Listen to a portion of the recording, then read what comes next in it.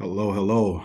I am Dr. Martez Files. I'm an assistant professor of Black Studies and Teacher Education, as well as the Faculty Leadership Fellow for Political Education for the Center of Urban Education. We welcome you to our 20th anniversary celebration of the Center of Urban Education at the University of Pittsburgh School of Education. We are grateful to all of you for joining us today for what will be an exciting conversation among the three center directors and its founding dean. Many thanks to folks behind the scenes who have helped to coordinate this event. And before we begin, we turn to a recorded video from our interim dean, Ebony Zamani Gallagher.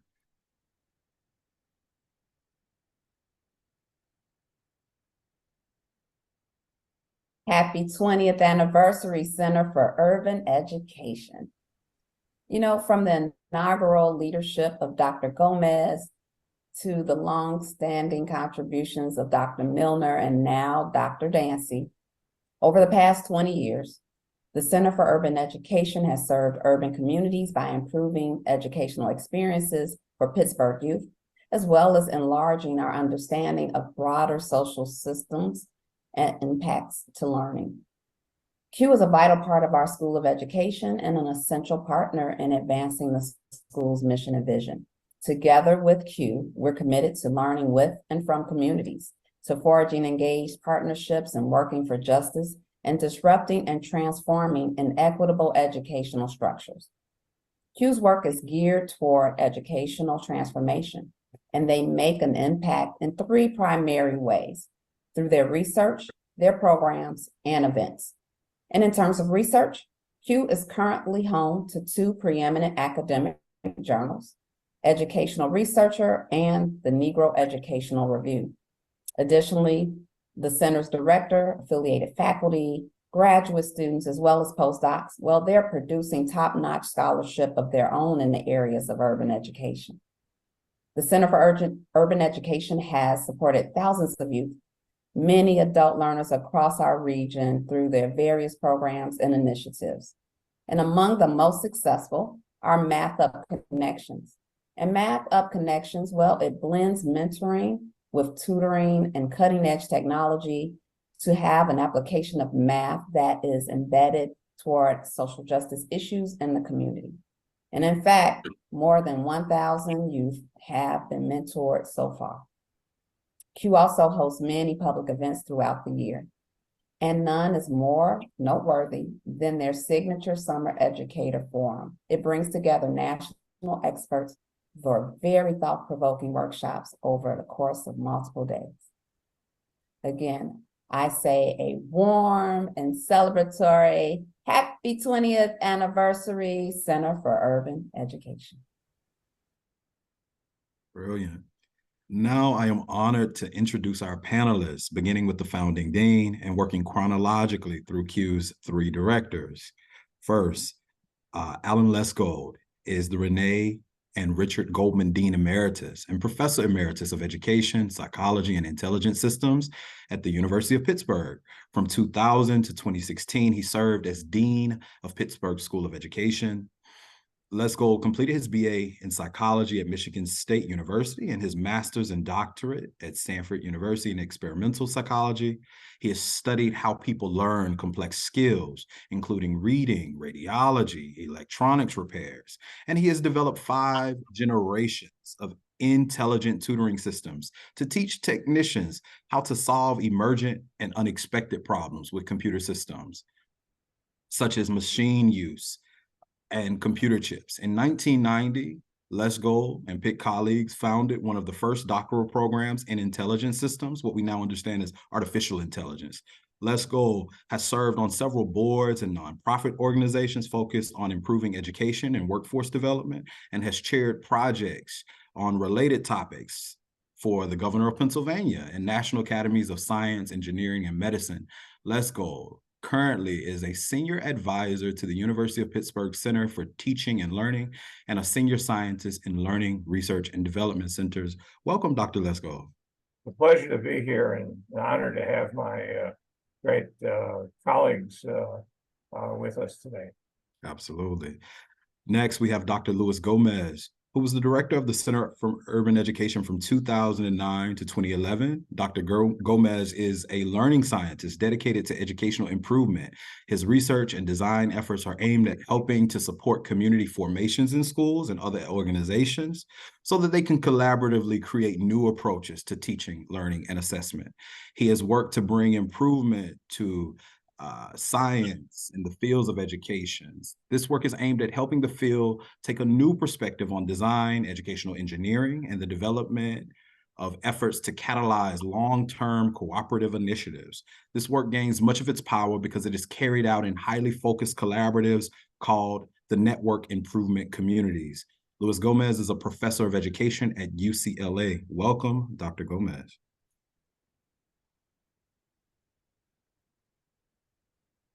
Next, we have Dr. Rich Milner, who was the director of the Center for Urban Education from 2013 to 2018.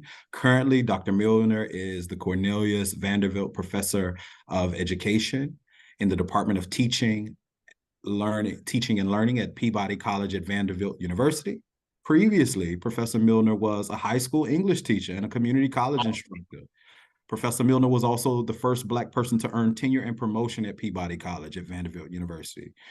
In April of 2011, Professor Milner received the prestigious Joseph A. Johnson Jr. Distinguished Leadership Professor Award, one of Vanderbilt's highest honors. His research, teaching, and policy interests concern urban education, teacher education, African-American literature, and the social context of education. Professor Milner's research examines practices and policies that support teacher effectiveness in urban schools. And Professor Milner has significant contributions to the field of education, theory, policy, and practice. Professor Milner is immediate past president of the American Educational Research Association, and we welcome Dr. Milner. Last but absolutely not least, we have Dr. T. Elon Dancy, who was appointed the third Helen S. Faison Endowed Chair and Executive Director for the Center of Urban Education in 2018, and is the center's current director. He holds affiliate faculty appointments in Africana Studies and Women's Gender and Sexuality Studies. Dr. Dancy served a term as Pitt School of Education's Associate Dean for Equity and Justice, collaboratively establishing the school's signature initiatives, study groups, and faculty pedagogy workshops. Prior to joining the University of Pittsburgh, Dr. Dancy was the inaugural Associate Dean for Community Engagement and Academic Inclusion at the College of Education at the University of Oklahoma, and was also a professor of educational leadership and policy studies. Dr. Dancy's major fields of interest are Black intellectual thought, men and masculinity, structural oppression, and related schooling and higher education issues.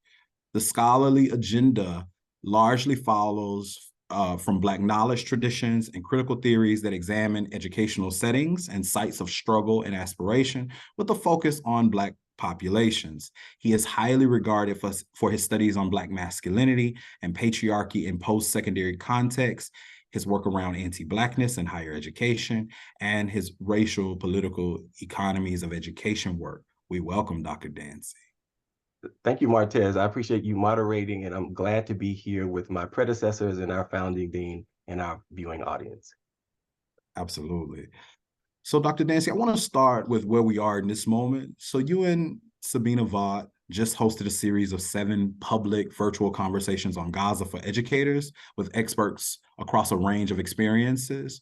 And you did that not just because Gaza Strip is one of the most densely populated urban centers in the world, and not just because schools and universities were bombed, but I'd like for people to hear why you understand urban education and the center's direction in alignment with those politics and practices. Yep, thank you for that, Martez. I appreciate the question. Right, we did not focus there because of city and city centers, but because of the power and power relations, which, if we're not careful, terms like urban and rural will obscure. So I would argue that Centers for Urban Education, and any center for that matter, has a responsibility to bear witness to genocide of indigenous people and their colonial apartheid histories, to say the least, particularly if they are espousing any commitment to equity and justice. This moment is actually articulating institutional needs to study the words of our own missions and to grapple with the very great distance between what we espouse and what we enact. I think our efforts to build political education, which is something that my colleague Sabina Vaught and I were trying to do in this moment, what we're doing is born out of a tradition that has been taught to me through Black knowledges, that's practiced by figures like Martin Luther King Jr. I'm thinking about his critiques of global militarism. I'm thinking about June Jordan's poem, Apologies to All the People in Lebanon, Malcolm X in his critique of Zionist logic. This work is also drawing from the reflection on the work of many scholar activists. Martez, I know how much you draw from the example of Claudia Jones, and so certainly meditating on Claudia Jones's work, Huey Newton, Ella Baker, so many. One of my constant frustrations, I think, as I think about a Center for Urban Education, is our tendencies to essentialize the urban as about cities without grappling with their domination histories that have come to shape the social, political, and economic realities of what we know to be schools in all educational settings, the home, the street, the prison. But what I found is that when we center the experiences of oppressed people, particularly Black and Indigenous peoples, we learn more deeply about how institutions functions as arms of the state, which helps us to understand the structures of our life that are just assumed to be normal. For instance, poverty, gentrification, dislocation, food access plunder or food plunder, differential access to clean water, apartheid housing, apartheid healthcare, apartheid schooling, that begs questions for how these realities came to be where they are.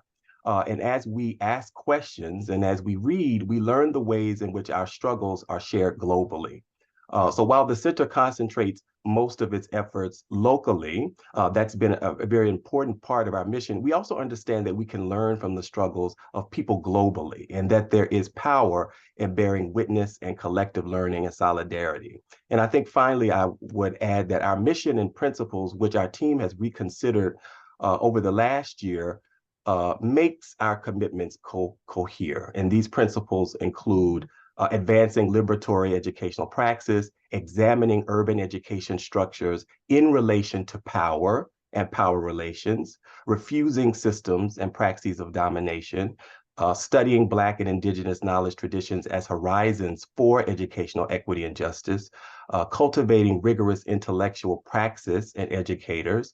And then finally, if you go to our website, it is there, joining in local and global struggle for collective educational liberation through actions and programs at various scales.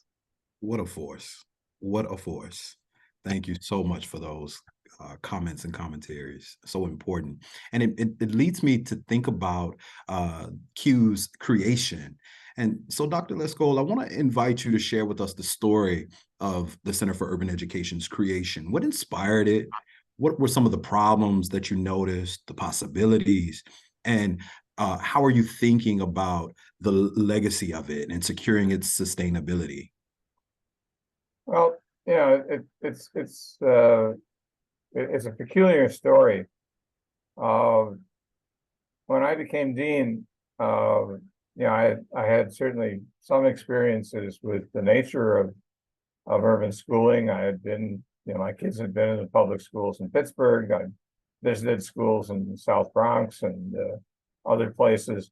And it was clear that we had major work to do in our country to create an education system that served everybody.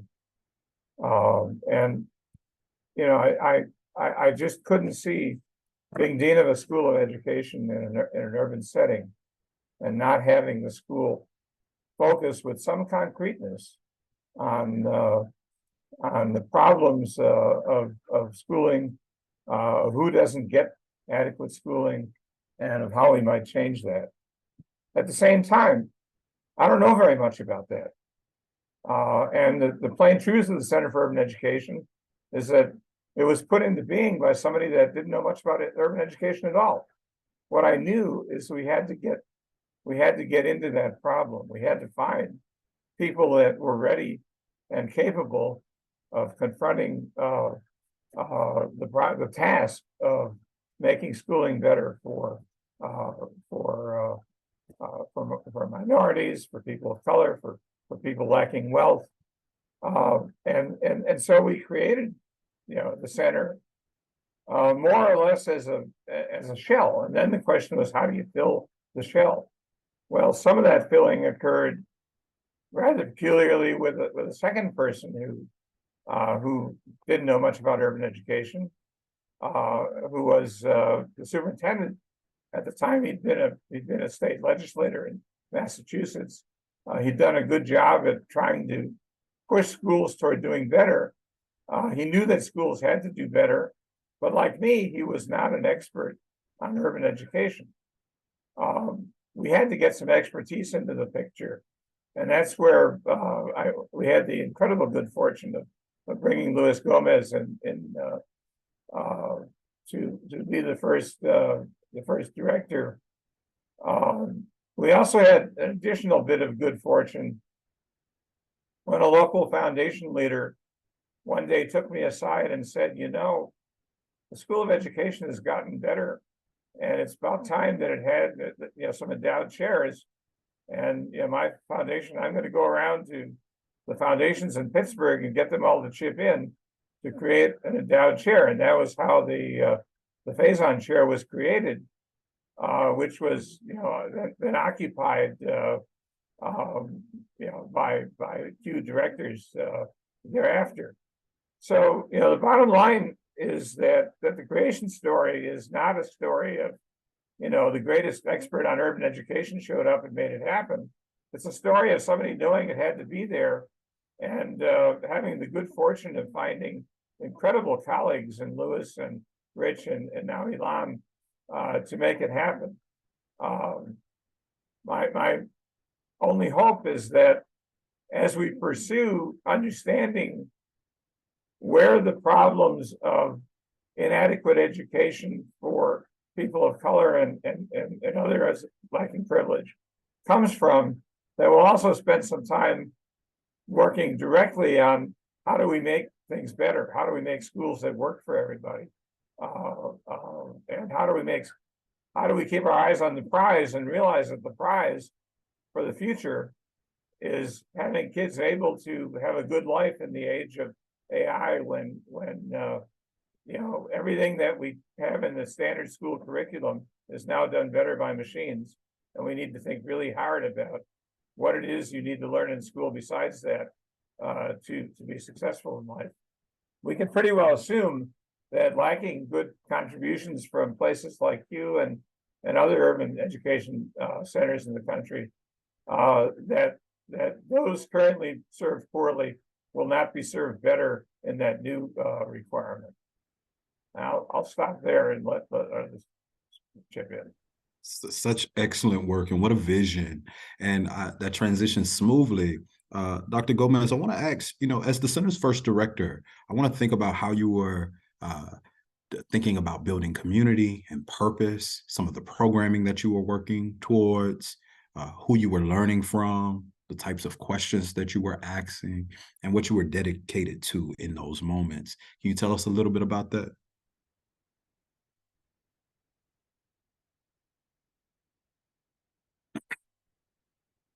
We're going to get that sound. You're muted, Louis. Now I'm unmuted. Thank you for the Yes. question. And someone had to start the muted moment, so I did.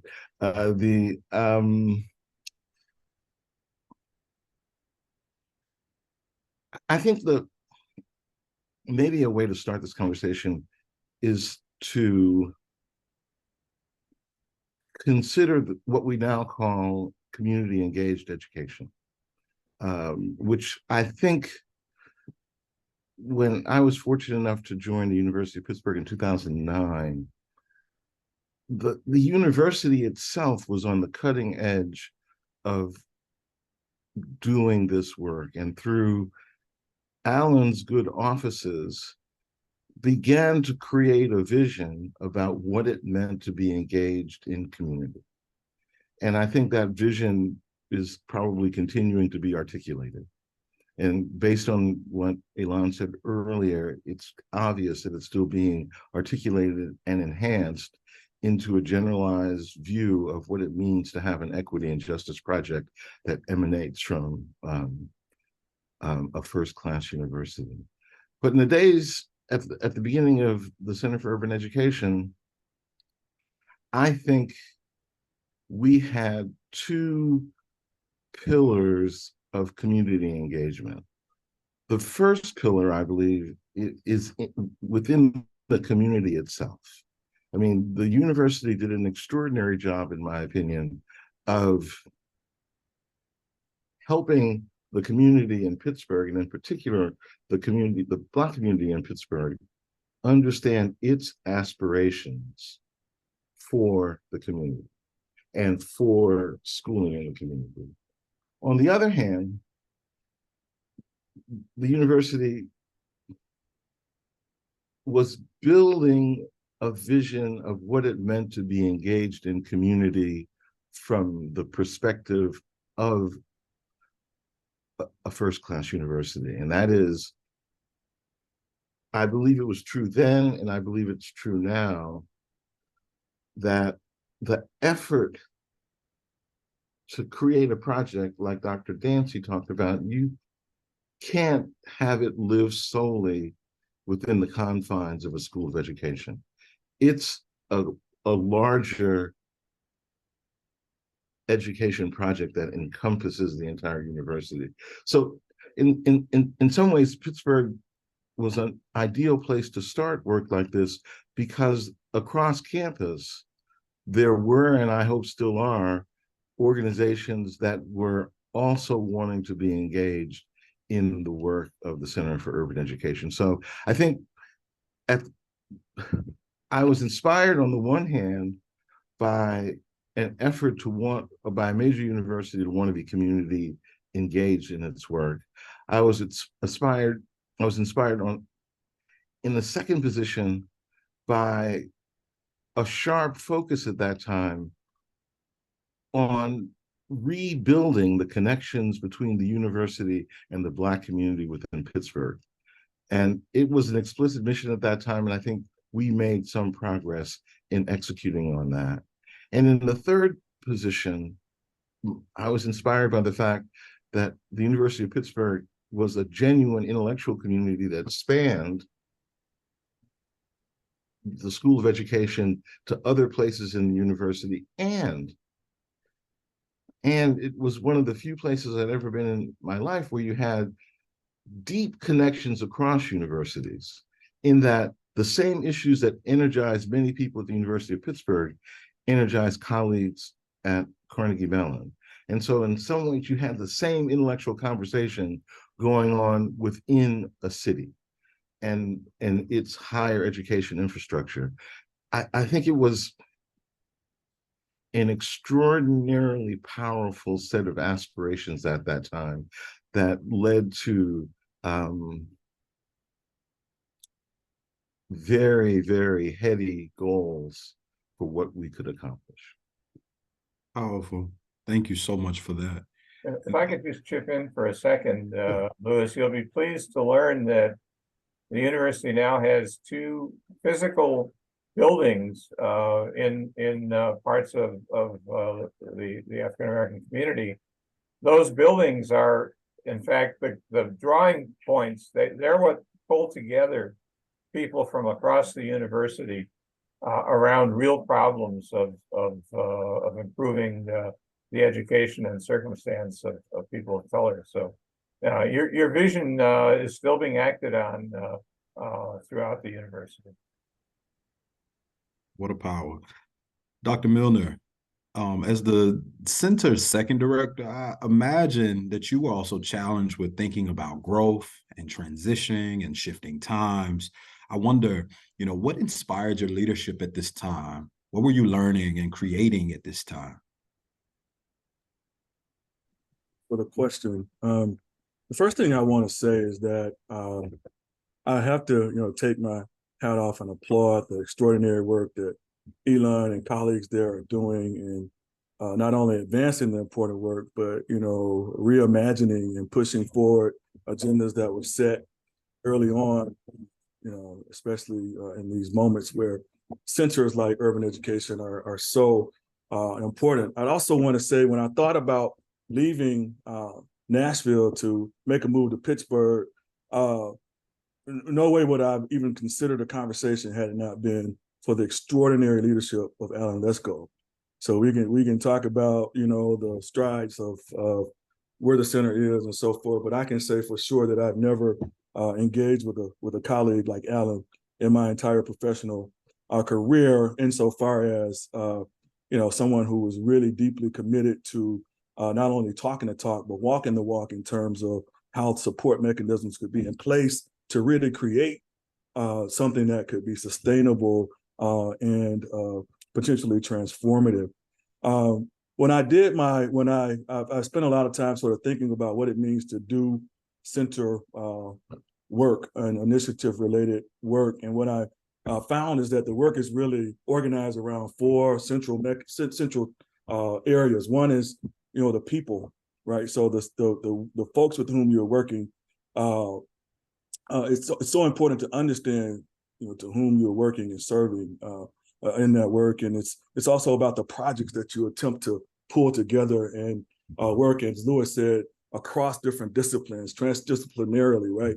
In order to address really complex and interrelated issues, right? And also build on the rich human capital and the brilliance that's already embedded in urban communities, right? So it's not all about problem spaces, but it's also about how do we develop a set of lenses that afford us projects that can lead to the kinds of possibilities that I know we all know are worthy of our exploration. And then third, it's about production and products, right? And so, as the dean mentioned earlier, the Center for Urban Education is producing high quality research and with journals and also projects. And then it's about these events. So people, projects, products, and events really anchor, from my view, what centers can and should do.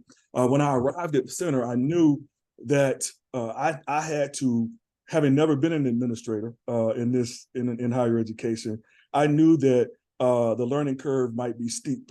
And so I started very early learning laterally with colleagues at the university, but also, as Lewis said, like learning from real people in the community, in the Pittsburgh community, about the strides the university has made, but also about the harm that the university had caused over years, albeit sometimes unintentionally. So I sat at the feet of folks like Tamanika House, and I went to the Hill District Education Council and learned from Salah Udine, and I took the beat down sometimes for the university as we tried to make sense of and repair some of what had happened in those spaces. And so I realized the importance of healing in my role in that space. I was very also intentional about not developing research projects in the very beginning with the community, right? So I've never written a word about that community since I was there, because what was important for me is that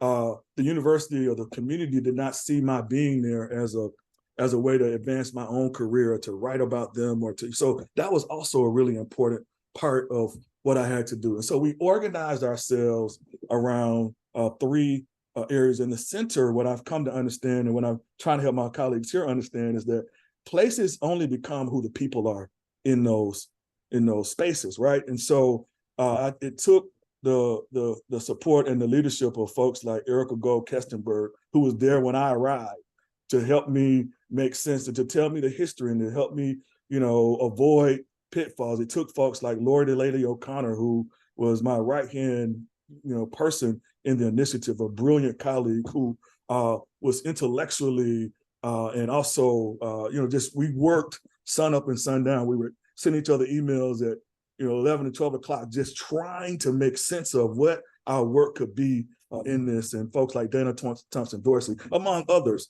And so we organized ourselves, and I'll end here around 3 areas. One was around educator prep. So we really tried to think about how do we create a space where we can provide professional learning, where we could provide ways to enhance the professional learning of educators, school counselors, teachers, principals, and so forth in the space.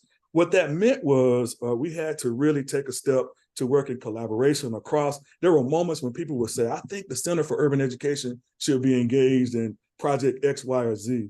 And Alan and I would often talk about this. And what they were really saying is, Rich, I think this is the work you should be doing, right? And so we had to kind of, and there were moments where I was like, hold up now, right? But we really had to kind of think about what were the needs of the community, what were the needs of those within the university, and then how do we build, human capacity to be able to do it. So second, we did educator prep, we did community engagement and partnership, and we also knew that we had to have student support, a student support arm where we were working with K-12 students, but also doing everything in our power to support those, post K-12. The last thing I would say here is that I was excited about, and I'm thrilled, actually encouraged that the Center for Urban Education is a part of the fabric of the University of Pittsburgh. Sometimes what happens is initiatives come, they go, and I have to applaud the university for their financial commitment, their physical commitment, and so forth to this work. Because, when my children and my grandchildren, my children's children's children are considering universities in the future, I hope they can visit University of Pittsburgh and know that center will be there, forever. Thank you. Thank you so much for that rich history and that long institutional memory. We appreciate that so much. Dr. Dancy, to follow up, I'm thinking about how you've built on the legacy of this, right? So recently in our QCEF sessions this summer, you had us learning from and with community members. I'm thinking specifically about the session with mothers of Black children slain by militarized police, something that's perhaps obvious to us, but I know many folks were asking, well, how is this urban education? And I understand this to be a celebration and a chance to share, but I also want to think about the center's struggles and needs. You have a slate of impressive programming, grants, collaborations, but you've also faced some institutional challenges in terms of censorship and finance and other things. And I just want to think about how folks can support you in this work, what the center needs in this moment. But at first, you'll contextualize some of that for us. Yes, that's how much time do we have? There's a lot. Not much. Those 2 questions, and I think I'll start with the question you raised about QCEF, and I think in many ways it's a continuation of the conversations that we've begun here in terms of expanding our understanding about what urban means, what education means, and then thinking really deeply, studying principles, peoples, many of the areas that my predecessor, Dr. Milner, was just talking about. But as it relates to the session with mothers of youth who were slain by police, I think what we have learned in the center is that carcerality in the forms of militarized policing or careless vigilante killing of Black people shapes the realities of schools and schooling. So, I don't know who is taking up questions of urban education and urban schooling and actually not talking about issues of carcerality because they shape our daily realities, both inside and outside of schools. Mothers remembering the lives and killing deaths of their children, as well as what happened to them and their communities in the aftermath of these tragedies, is educational work. And I think it reminds us, as Toni Morrison writes, that memories are also a curriculum and a text. They are the subsoil of our work, and they map the connections or the disconnections between us, which helps us to map for your futures. I'm actually not sure that any one of us who is a scholar on this panel could do any research or scholarship or programming without people's memories. In fact, this whole event relies on our memories to tell a story of this center, because memory is a powerful and essential tool, learning tool. As I listen to these mothers talk about their struggles with the local government, I noticed that the ways that so many of these offices are organized parallel the way schools are organized in policies and practice, which is the point. I recall that these are examples of mothers as Black women who are often antagonized by schools and considered a core problem in the rearing of Black children, who daily are engaged as troublemaking monsters, through the disciplinary mechanisms of schools. I noticed the same kinds of relationalities or forms of business as usual that failed to deliver any justice to these mothers. And they're the same kinds of business of so many schools. And this requires us to see shared domination structure and interests, which, during slavery and its afterlife, continue to insist that Black women have no maternal claim to their children. And it's these kinds of realities shared by schools and other state institutions that make the domination structure cohere and makes these mothers' liberation work necessary, which is why we want to talk to them. And I think finally there, I might just add that when you watch that powerful talk, there are important questions for educational work. For instance, what would it mean for our schools and our educational work to be accountable to these women and what they have experienced? What do their and our memories teach about the worlds we inhabit? What do our lived experiences teach us about the purposes that education should serve? What's at stake in efforts to transform the kinds of relations that characterize modern day schooling? And what are the politics that we need to beware? What memories, what facts, what truths do we need to spark our imagination? And I think as we asked in our last QCEF, which was context for your question, what are the features of school and state violence that are articulated by Black mothers and by youth? How do they work toward freer futures? How do they describe the problems of schools and schooling? And I think by taking this approach, we explore and consider two worlds, which also takes us back to Morrison's writing about memory. That's the actual world, and that's the possible world, and that is educational and an urban education imperative. My God. Ooh, what a force.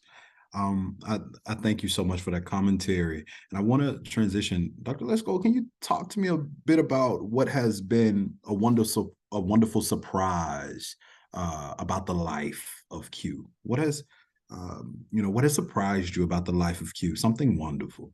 Well, I've been surprised multiple times along the way. I mean, I'm surprised at the energy and speed with which Lewis began, our very first effort in one of the schools in Pittsburgh.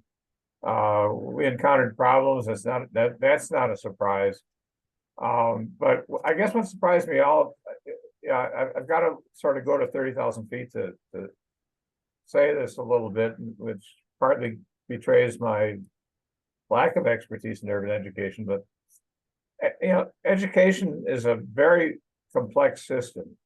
The actors in the education world they speak many different languages, they have many different expertises, and most important, their expertises are grounded in very different ontologies. We build knowledge on what we already know. Those mothers of which Elon spoke, their experiences and what words mean and what things mean and what activities mean rests on those experiences. They're very different than the experiences that, say, I've had, or that Lewis has had, or that Elon has had, or that Rich has had. Education systems depend upon somehow getting an articulation, a collaboration of all of those different viewpoints. And I guess what's been exciting to me over the years is not only that we've had strong people that have led Q, that have had the expertise and the ability to study and to express some of those viewpoints, but that slowly over time the university has moved to creating ways in which we can help one another dialectically to interact, even though we come from different places and base our knowledge on different underlying experiences. The community engagement centers that Pitt has created, I think, are very helpful to that.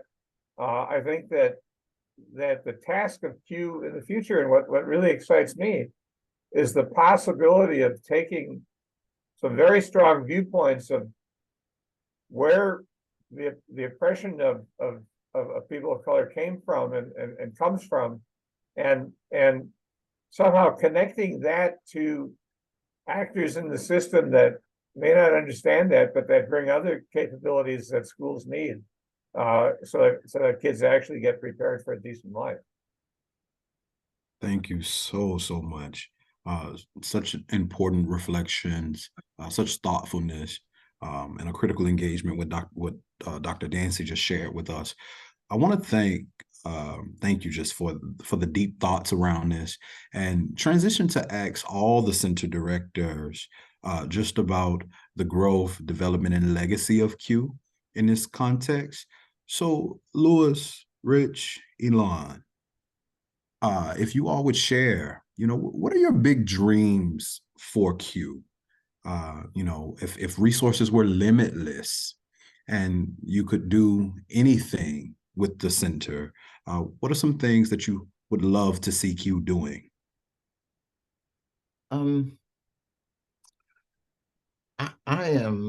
Would love to see the memory project, as you spoke about it, Elon, make its way deeper into the practice of schooling. I think in our work, we have at least two powerful skills that we bring to the table. On the one hand, we are, as a body of scholars, often very good at seeing what others do not see. And as you spoke about the work that you're doing, I feel like this is an extraordinary example of giving voice to the voiceless. And in giving voice, we see aspects of structure and process that simply are not working. The second great skill we have is the power to interrupt and the power to create new process, new tools to address the issues that we unearth. So the first thing I would love to see, if resources were unlimited, would be to take the insight that you and others have unearthed and reshape processes in schools in Pittsburgh that interrupt what you have seen. And I feel like this itself is a project that will have to live for many years.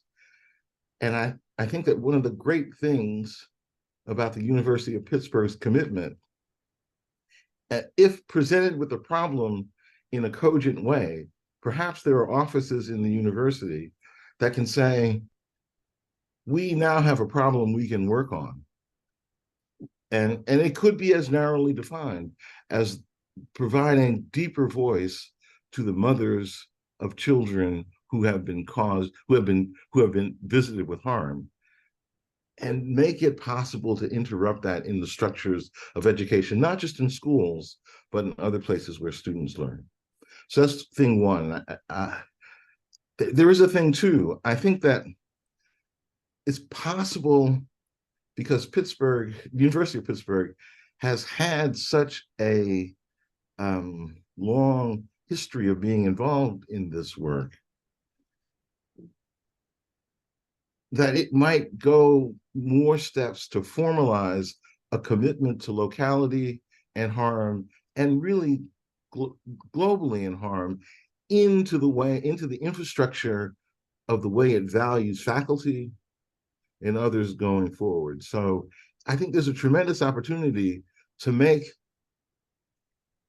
urban education, in the sense that you talked about it, Elon, part of the university's values going forward, and part of the values it uses to select faculty and others, and to reward faculty and others for their progress. So I think in a very local project sense, we could bring process and structure to your insights.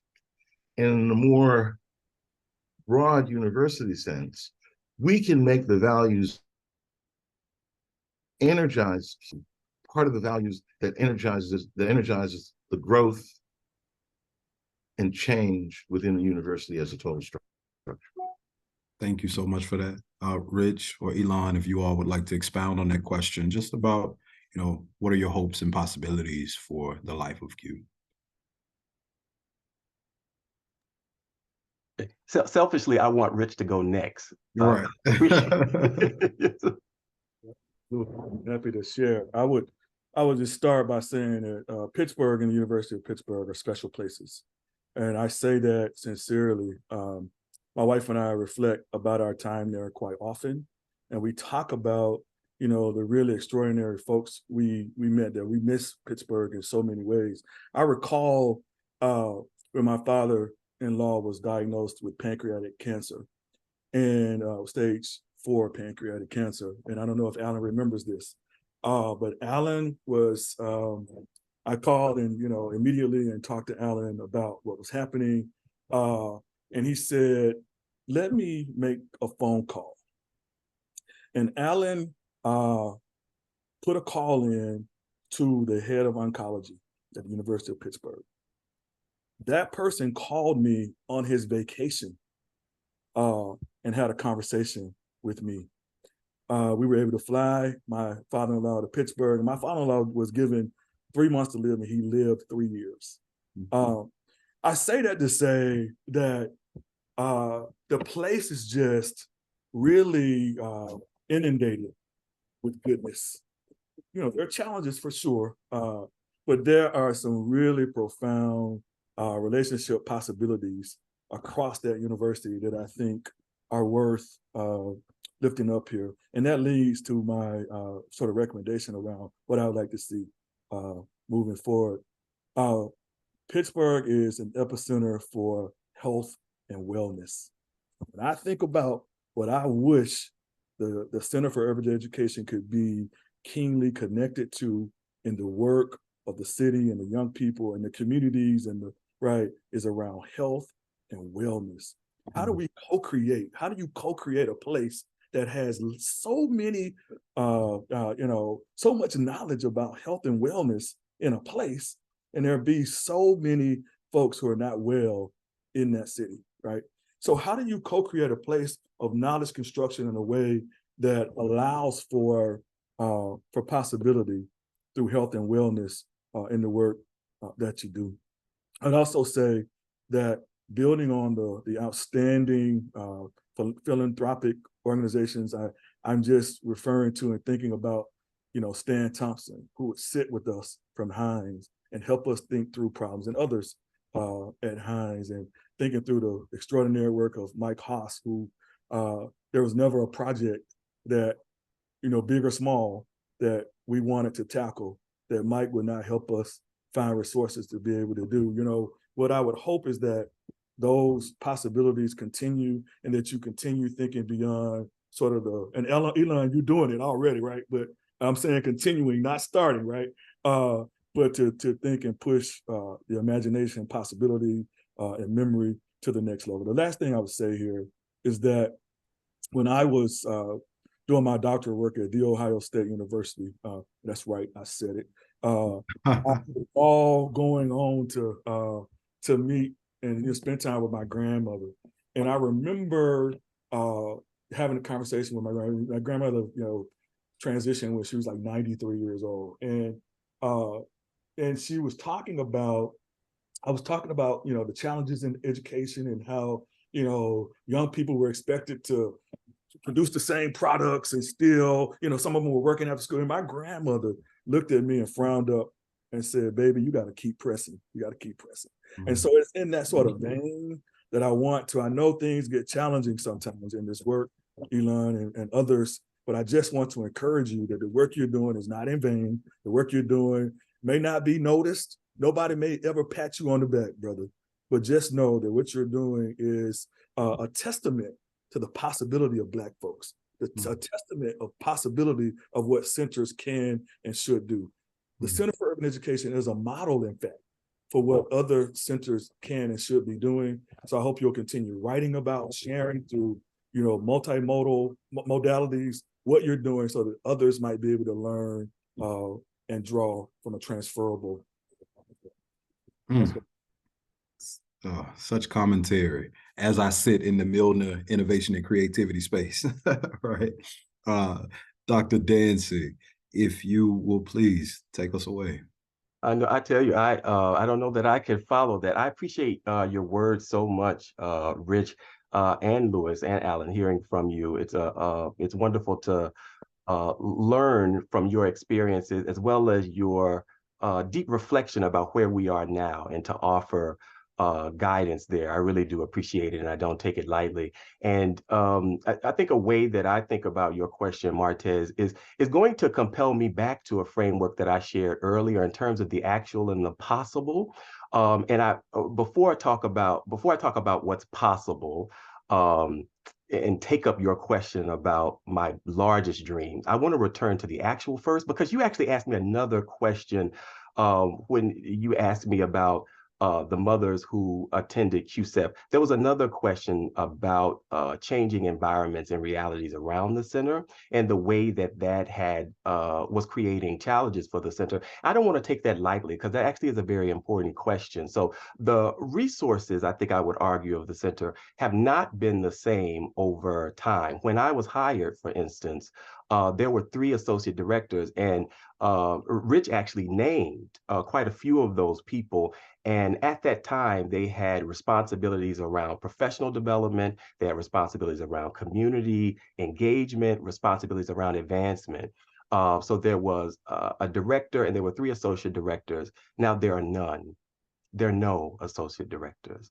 And yet the center continues to advance a really ambitious, rich portfolio of work, so much so that frequently I am told that people believe that there are more people who work in the center than actually do work in the center. They call the work miraculous. And while that is a tremendous a compliment, it is not sustainable. So I often worry about the sustainability of the center. And so I think that for people who are really motivated and supportive of the center's work, I think continuing to advocate for the center's support, and also collaborating with us around our shared mission and goals is going to be really important, because I'm always worried, and I think Rich and Lewis told this story well about the history of School of Education and university relations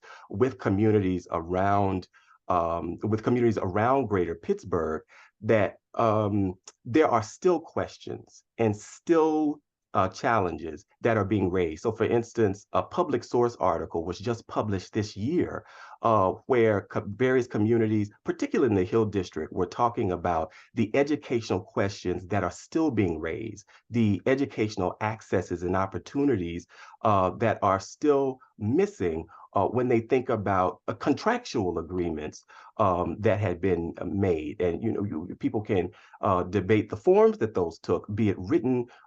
There's certainly social, political contracts that have existed that have yet to be advanced in the ways that that communities have asked, and that are responsive to the kinds of questions that communities are asking.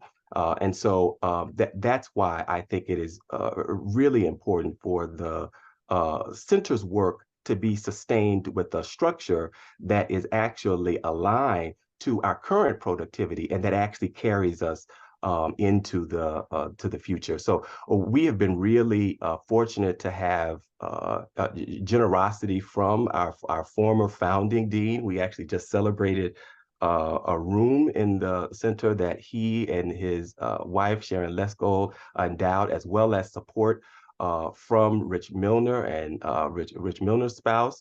And we very much appreciate that. And so we continue to be grateful for any generosity from alums. We continue to work with funders to think about their priorities and the ways in which those might align with center mission toward projects. And that actually is going to lead me into my thinking about what is possible. So I think in the immediate, I'm interested in deepening our responsiveness to reading literacies in Pittsburgh. So, depending on who you talk to, people are going to frame literacies issues differently. Some of that looks like, the inability of youth, but also people of all ages to read across greater Pittsburgh. In the center and with our partners, we are worried and troubled about the reading needs in greater Pittsburgh, but we also understand that literacy is important for the world, not for the word. So how do you learn to read words? Yes, but are you reading as a practice of self-determination, which is very important. It gets us back to the kinds of questions that formerly enslaved Black people were raising at the point of emancipation. So I'm very interested, I think, in the center in our future in attending to reading and resource literacy's work, and we've actually been having conversations with local funders and partners to this effect. I'm also interested in how do we deepen and widen QCEF into a bigger, broader institute. So there, I want to, certainly honor the thinking that went into Rich Milner's and his team's creation of QCEF. And so we've sought to nurture that. We want to grow it. We want to expand it. We think that work is so important and that it should actually move beyond the summer. I'd love to deepen Q's relationship to degree programs. So we know that in schools of education, we are producing students with degrees. We have an urban education program, and because of the center's relationships, these can shape amazing courses for our graduate students. And I'm also interested in how do we deepen study and scholarly collaboration with community partners as well as faculty and students. So I'm really excited about a forthcoming book project that is a book project with community residents, with people who have been longtime fighters and thinkers for education justice in Pittsburgh. In fact, there are more community residents in the book than there are academics. There are poets, there are artists, there are teachers, thinkers, youth. And I'm so excited about that book that's forthcoming with the University Press of Kentucky, and then excited to think with the team about how we take the knowledge in that book forward, for policy and practice change. And I think probably finally, in response to your question about a big dream, I think if I had limitless resources, I think I would open a school. I think I really would. Based on the knowledge that we have built and cultivated over the last 20 years, I would open a school that responded to the kinds of educational demands of indigenous folks, of formal chattel enslaved people upon emancipation, because I would argue that that day has still not come. At the point of emancipation, there were one of the first demands that was issued was around education, and education as a practice of self-determination. And I think I would argue that we still do not have education structures that operate and advance as practices of self-determination. And so I would create a school locally that did that and work toward. What an a couple of small things, if I can briefly. One is that there's other stuff going on at Pitt, and I think there's real opportunities to leverage some of it to get more support for the center. I'm just an example. Sharon Ross in the School of Education and Deanna Leva, who I think is in the psych department, are doing work on how do you get parents they're focused initially on Latino families, but how do you get families to help their children lead healthier lives, have appropriate levels of physical activity, eat appropriately, and they're having some great success in that. And that kind of thing, stuff on the ground that actually helps someone get better, is often the stuff that foundations and the feds like to support. So there's things like that going on. There's reading. We read this morning's local paper of a startup company building essentially reading tutor software There's at least one other project in Pittsburgh that also does it. None of those projects have attended to have heard the voices or understood the experience base of people of color. And I think there's real opportunities for collaborations there. I think key to getting substantially higher levels of support is going to be somehow finding the glue to connect the strong scholarly work of Q to real stuff on the ground that seems like a reasonable venture investment to make to make things better. I mean, if I had any criticism of Q at all, is it hasn't failed enough. It hasn't been energetic enough, trying enough things out in the real world of schools, some of which will work and some of which won't. But I think on balance, you could make real progress there. Thank you so much for that, Dr. Lesgold. So I want to open up this dialogue to folks who have been engaging with you all in the chat. And so if some of you all are willing to answer some of the questions that they had briefly, and then I will transition from those questions to let you all have your final words. In the chat, if you see the chat, you see that a lot of folks are celebrating you all, a lot of your accomplishments, and just extremely happy by this dialogue and what you all have built. Richard Goldman writes, 40 million U.S. adults lack a high school diploma. Many of the 40 million are Black and brown. What research and programs can Q conduct to solve this tragedy? Anyone can respond. And I want to contextualize that as well by thinking about how, often pop media writes about Pittsburgh as one of the most affordable and livable cities in America.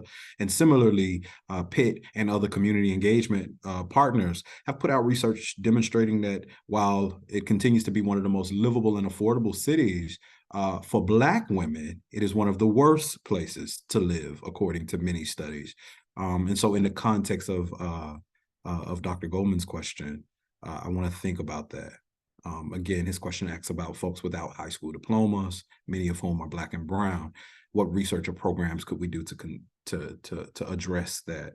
Who would like to respond?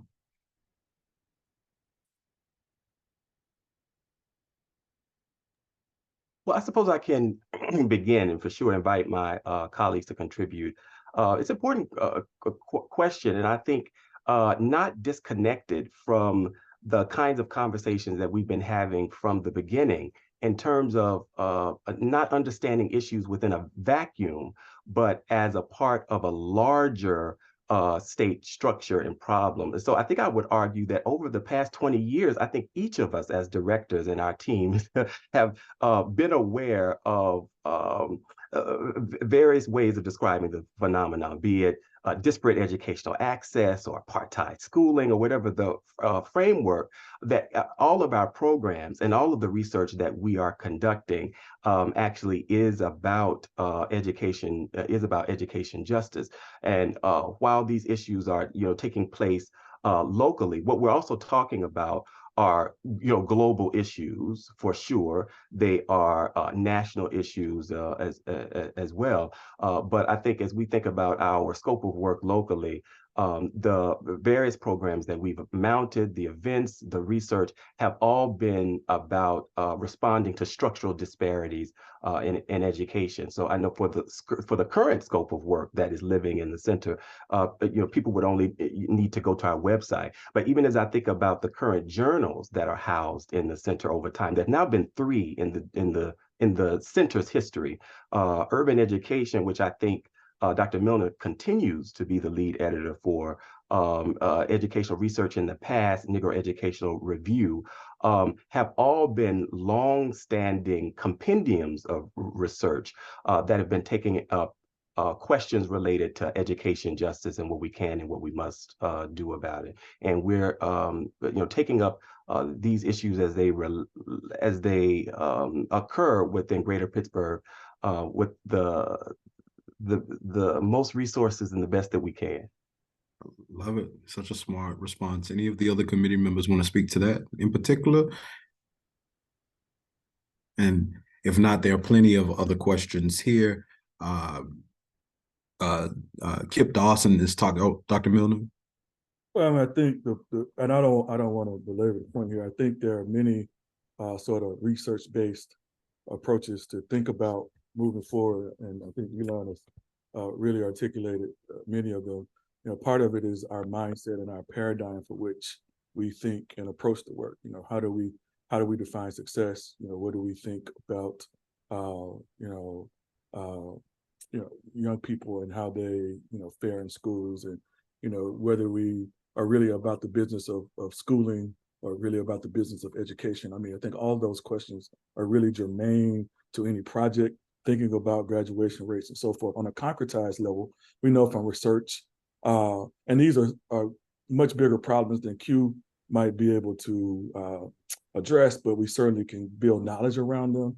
Like if we can increase the number of adults, capable adults in every classroom, if we can decrease class size, right?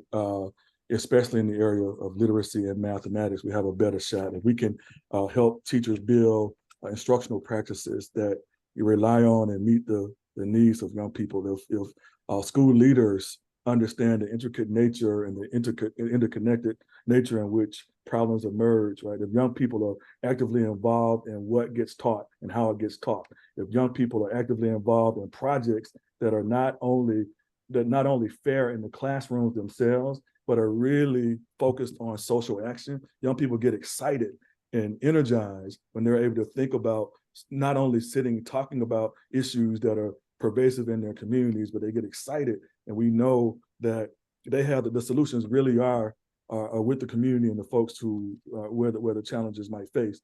So thinking about social action projects, social action as the highest form of curriculum, I think is also important. So we have really concrete ways of and really solid research-based approaches to solving some of these challenges. However, what people have to understand is we are researchers trying to do the work, working in collaboration with school districts and systems. And just because we say so doesn't mean it's going to be so. So how do we work and draw from the best of what we know in response to the localized contextual nature, the idiosyncrasies and inherent in spaces in order to advance projects that we know could be potentially transformative, but also meet some of what Mr. Gomez has shared in the chat.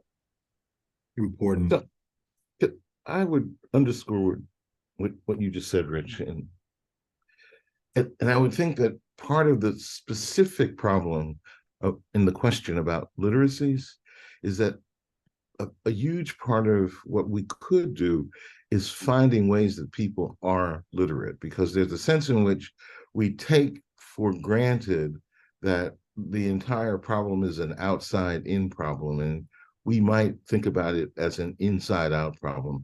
There are many people that we often refer to as not literate enough for work who work and who have lots of literate practices at work.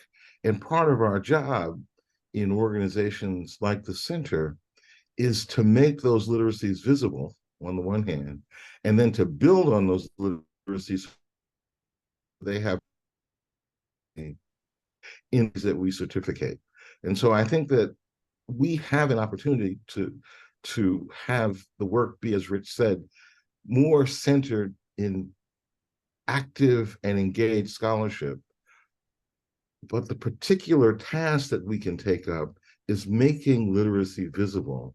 And once literacy is made visible, to build on those visible literacies in the certification process that then translates, I think, into societal benefit. Mm. So important. Let's go. I'm pretty convinced that very soon, if not already, many children, especially children from privileged backgrounds, will be gaining their literacy in part through interactions with intelligent machines.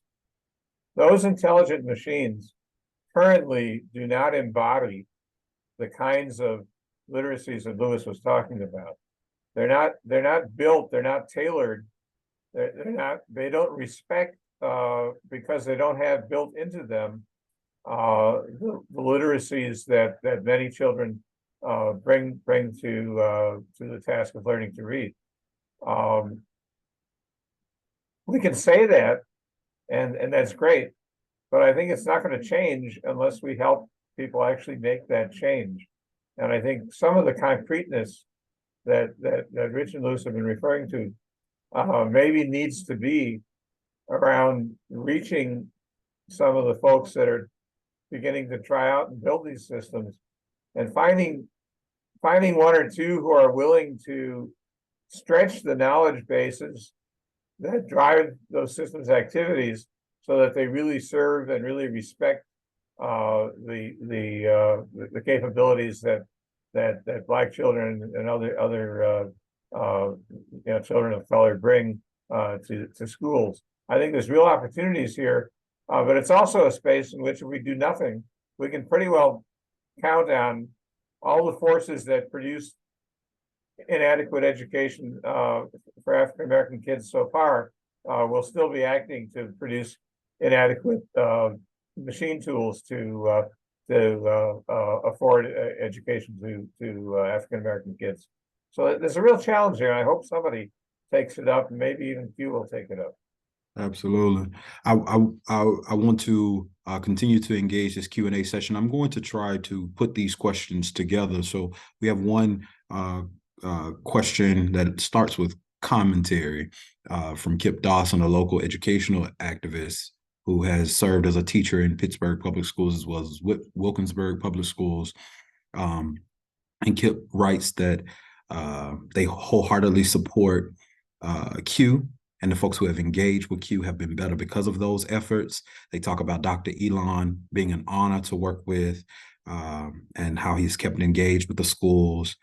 And is asking, can you please expand on your thoughts about collaboration with teachers, parents, and students, particularly in Pittsburgh Public Schools and Wilkinsburg?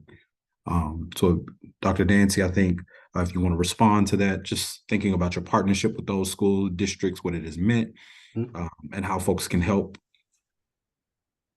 Yeah, so I think it would help if I enter that question through our project. So in some ways, I think the project that I shared my excitement about is an example of one of the ways that we're working with all of those folks in terms of the book that we're now publishing that represents what universities often might refer to as community engaged scholarship, but I think we think about it as well beyond that frame, and we're thinking about it in terms of a collectivist thought and action for self-determination in Greater Pittsburgh, and that brings together. It wouldn't be possible without the rich relationships of the Center for Urban Education, and without our building on books that had been published in our history. So for instance, The State of Black Youth in Pittsburgh, which I think was published in 1999, a lot of work that was coming out of Kentucky,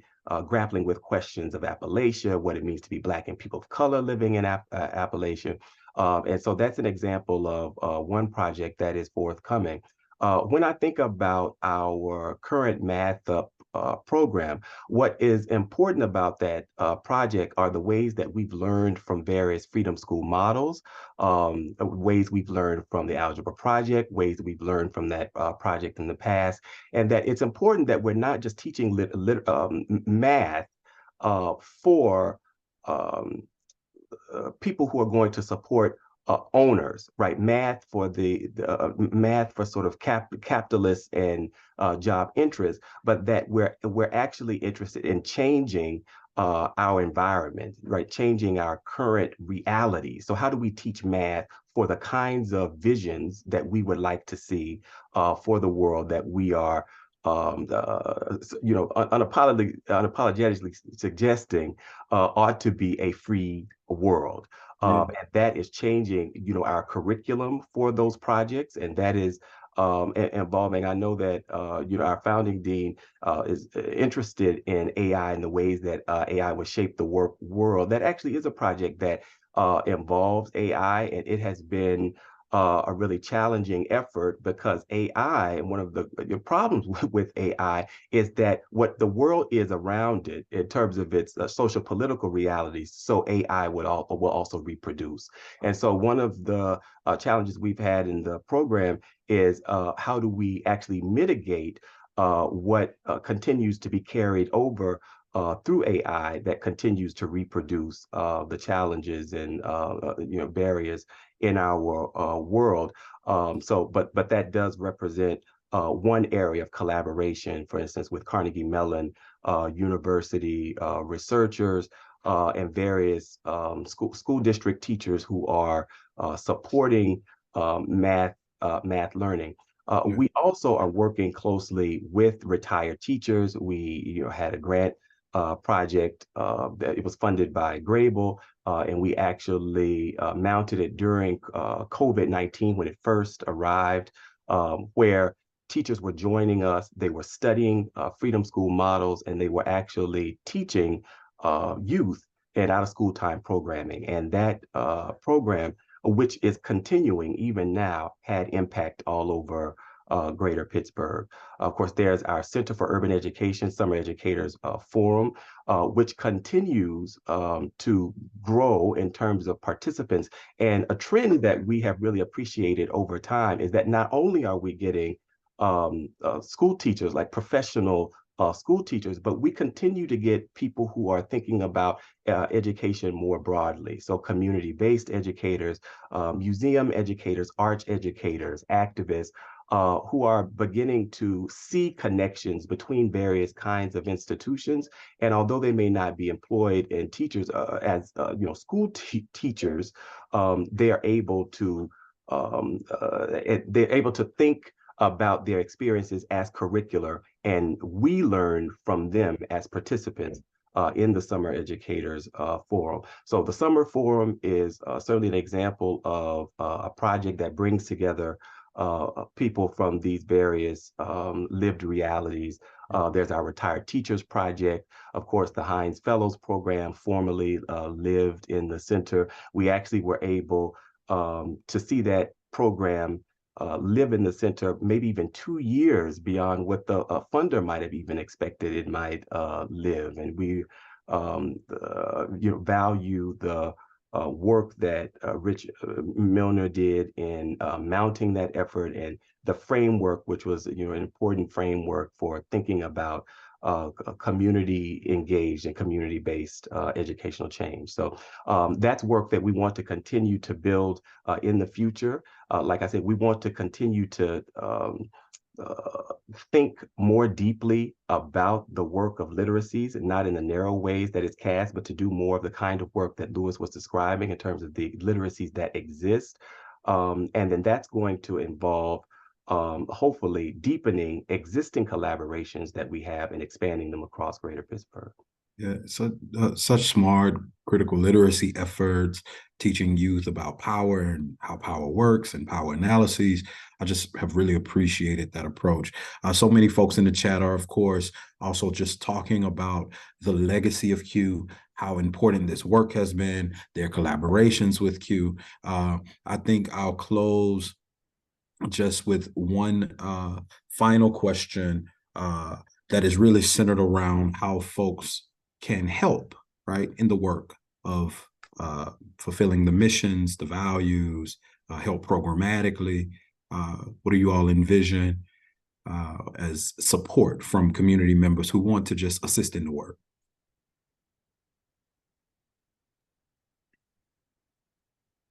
Well, I suppose I can begin there too. And before I take that question up, I also want to mention, this is just in response to the previous question that was raised. The center also is in a collaborative relationship with the Pitt Library around the August Wilson Archive as well. And that's been another way in which we've been able to serve teachers who are not only working in schools, but universities and other educational settings around Pittsburgh, who have been interested in how do they translate the knowledge in the archive to curriculum. And so these are the examples of the kinds of projects that live in the center. So I just wanted to add that as a recent effort. I want to make sure not to forget it, as we have a great working relationship with Pitt Libraries and the archive. And I think I would go back to what I shared earlier when I was sharing some of the structural challenges that we work to mitigate in the center, that there are multiple ways to be active with us. We've been grateful, of course, for the various gifts that we received, but we also are interested in collaborations. We're a highly creative and innovative center.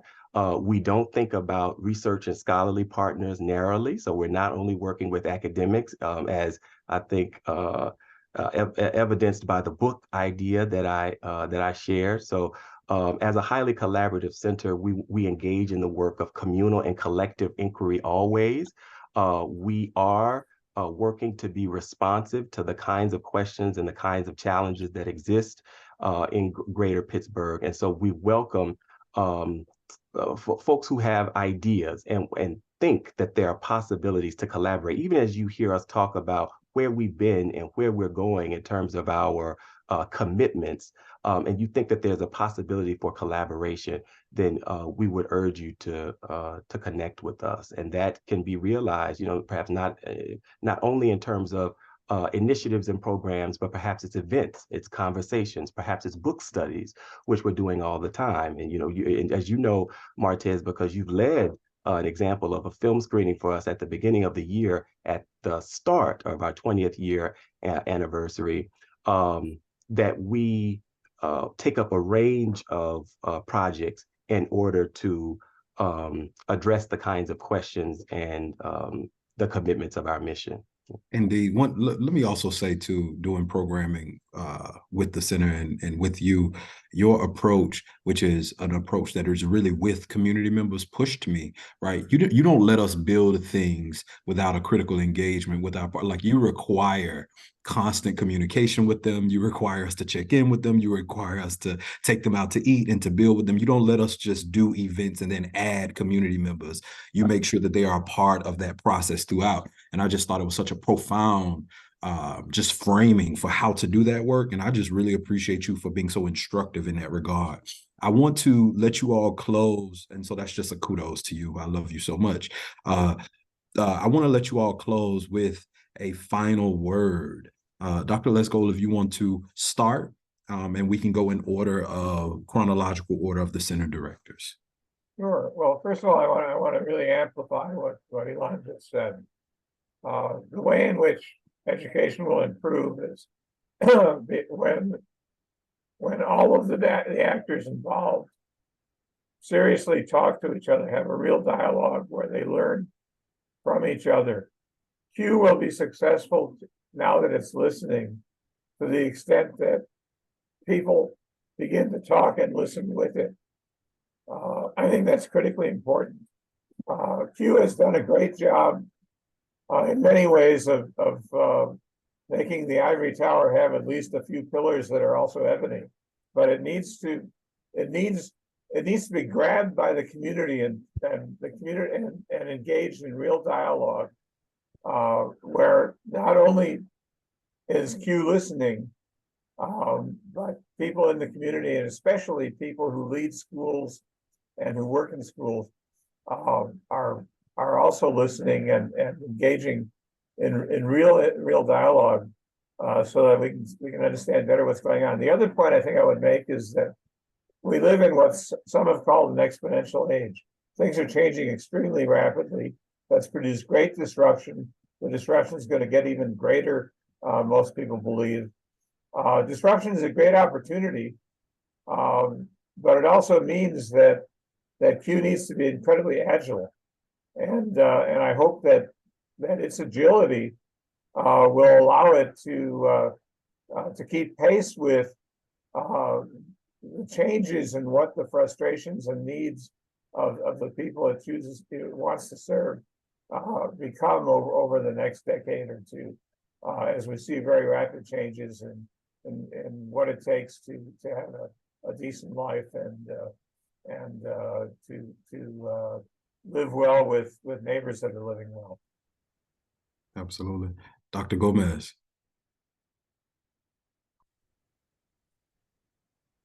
I'm very proud that I'm a part of the legacy of Q.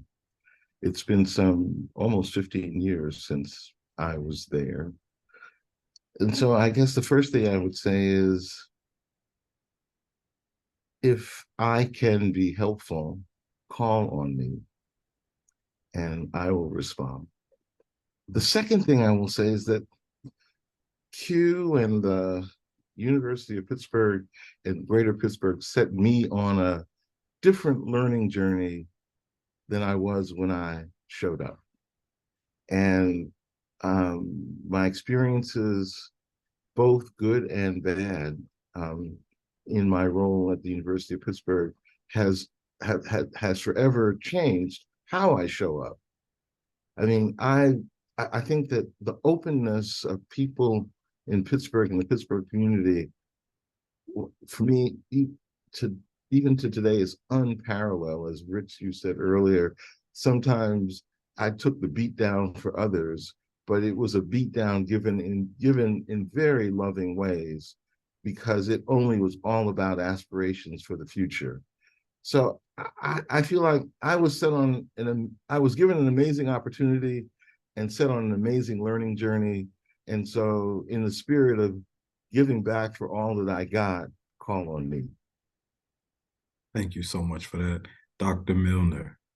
Yeah, I would just echo what Louis has shared here, and I would just say that I stand on your shoulders in so many ways, Louis, not only as a center director, but just in the work and how you've shown up for our communities and so forth. As you know, my best friend is Tyrone Howard, and he speaks very fondly of all the things you do in that space as well. What I want to sort of conclude with is this idea that there have been some moves made in the center that I think could potentially structurally could potentially not advance the work in ways that I think it could. Let me share very briefly. At one point, we had 3 tenure track faculty in the Center for Urban Education, and that was intentional. That was I don't want to say requirement, but that was something that Alan and I negotiated. And there was something really powerful about having people situated in Q, right? And they're, we're evidence-based, right? So, and there's the LRDC has faculty in LRDC. So LRDC is a model in some ways for what centers can be, right? And I think when those lines moved outside of the center, that actually prevents the kind of intellectual engagement. It prevents the kinds of work that can happen in that place. And I don't think that was the right move for Q. So I'll just say that, and that was not Elon's move by any means. I'm not, suggesting it, but it is to say that I worked my tail off, and as Louis has said, got beat down, a lot of times, y'all. And I really fought to get those tenure lines in the center because it provided a space so that work could be done beyond one person being able to get it done. So that's what I would leave with. I would leave with this notion that in order so you can stay well, Elon, and so that the center can stay well, you got to take care of yourself. And I think really calling it out, being honest, and naming when things are not as they should be. That's the only way. I think it was Alice Walker who said, if we don't name our pain, folks will think we're enjoying it. And so I want you to just keep that in mind. And as my grandmother would say, keep pressing, keep pressing. Absolutely. Thank you so much for that. And in the last minute, thank you so much. Take us home, Dr. Dancy. Yeah, I feel like I've talked too much. So I just really want to end in gratitude. I'm grateful Dr. Milner, for what you've just said. I'm grateful to be a part of the legacy of the center, to be assembled here with our founding dean, with you, Martez, with our former center directors. The work that we're doing now currently in the center cannot be understood in a vacuum or singularly. It has to be understood in the context of its history, which is the point for assembling this conversation. So I'm really excited that our 20th year, Let the Record Show, involved a retrospective among our founding dean and our former center directors. And I just am thankful to our viewing audience for watching. And I want to just underscore that we will continue to work with a relational praxis that's in our Practices of Freedom program, that's in our book projects, our scholarship, our math up program, our tremendous many initiatives. What is so important about that is the relational praxis that we work very hard at to maintain. And we don't always get it right, but we are committed to learn and to work. And so thank you. And on that note, this concludes the 20th anniversary celebration for the Center for Urban Education at the University of Pittsburgh. Thank you all so much for joining us. Continue to follow Q on social media and follow the work on Q's website. It has been an absolute pleasure and honor. Yeah, take care. Thank you.